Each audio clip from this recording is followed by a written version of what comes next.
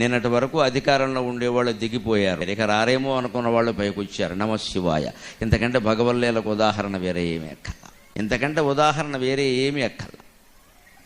చిత్తశుద్ధి ఉంటేనే భగవంతుడు కాపాడతాడు అనడానికి నేను దేవాలయంలో కూడా నిర్మోహమాటంగా రాజకీయంలో చెబుతున్నా.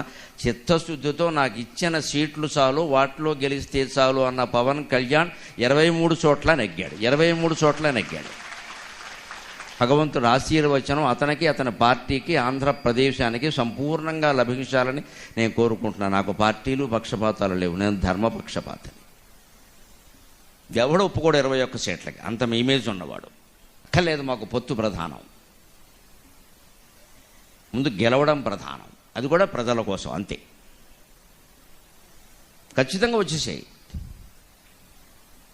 ఇవాళ అతనికి ప్రాధాన్యం ఉంటుందని వేరే చెప్పక్కర్లా, లేకపోతే ఉండదు ఇది కూడా.